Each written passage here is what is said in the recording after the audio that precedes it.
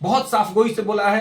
कल प्रशांत किशोर जी जो छात्रों के मुद्दे को लेकर के चल, देखिए हम लोग शिक्षक हैं, हमको किसी राजनेता से किसी पार्टी से कोई मतलब नहीं है, लेकिन छात्र के हित का जो बात करेगा, छात्रों को आगे बढ़ाने का जो बात करेगा, री एग्जाम को कराने का जो बात करेगा, उसको खुला समर्थन दिया जाएगा, उसको खुला समर्थन दिया जाएगा। और ये बात हम स्पष्ट तौर पे यहां पे कहते हैं कि जो छात्रों की बात करेगा, जो युवाओं की बात करेगा, 2025 में टीका उसी को लगेगा।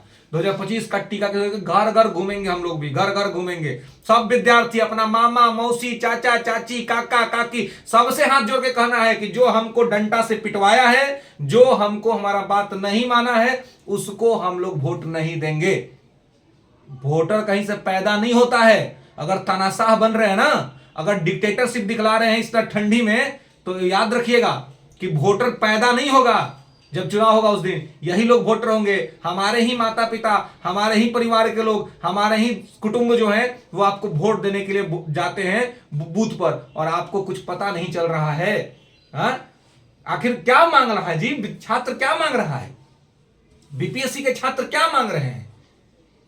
धन मांग रहे हैं, 2 कट्ठा जमीन मांग रहे हैं डाक बंगला चौराहा पर पटना में, है कि बीपीएससी के सामने कह रहे हैं कि 2 कट्ठा हमको लिखवा दीजिए, हमको अपना घर बनाना है। री एग्जाम मांग रहे हैं भाई, री एग्जाम। अब बहुत गरीबी छैल है तो छात्र यहां तक भी तैयार है कि हम लोग फॉर्म दे देंगे। अरे चंदा जुटा देंगे भाई, चंदा जुटा देंगे, हर घर से 1-1 रुपया मांगेंगे ना, हर घर से, बिहार के हर घर से 1-1 रुपया मांगेंगे तो पूरा पेपर का खर्चा निकाल देंगे। बात करते हैं, अपना कोई काम होगा तो तुरंत सब पैसा जुट जाएगा, लेकिन छात्र को री एग्जाम के लिए पैसा नहीं जुट रहा है, मैटर कुछ और है। अब समझ में आ रहा है कि मैटर कुछ और हो रहा है और छात्रों के साथ अन्याय हो रहा है, और ये अन्याय बर्दाश्त नहीं किया जाएगा। ये बात ध्यान रखा जाए। अभी भी सरकार के पास वक्त है।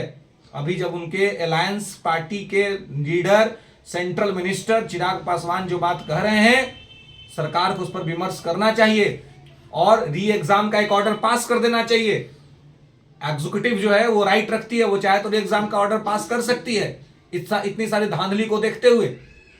और ये सब हुआ है अलग अलग। कल तो वाईवी गिरी साहब ने कोर्ट के सामने सारी चीजें रखी, तो ये सब चीज को देखते हुए हम यही चाहेंगे और छात्र कहेंगे भाइयों एक हो जाओ, एक हो जाओ, जो तुम्हारे हित का बात करे उसके साथ लामबंद हो जाओ, उसके साथ खड़े हो जाओ।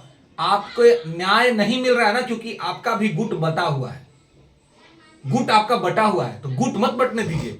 छात्र मतलब सिर्फ छात्र, कोई पॉलिटिकल आइडेंटिटी नहीं। छात्र मतलब छात्र, स्टूडेंट मतलब स्टूडेंट, संविधान को घोर के पी जाने वाला स्टूडेंट। स्टूडेंट को समझाने चलते हैं कि बीपीएससी संवैधानिक संस्था है, आप संवैधानिक संस्था हैं।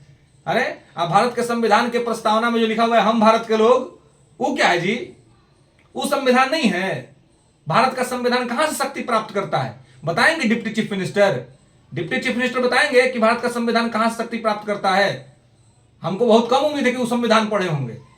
अरे आप लोग महाराज ऐसे करते हैं, आप लोग ओपन डिबेट ना करवा दीजिए छात्र के साथ, कुछ भी बोल देते हैं और न्याय नहीं मिल रहा है। इतना दिन, आज ठंडा से अब गर्मी आने को शुरू हो गया, टेम्परेचर धीरे धीरे बदल रहा है, लेकिन छात्रों के साथ न्याय नहीं मिल रहा है। सर राजतंत्र में रह रहे हैं क्या?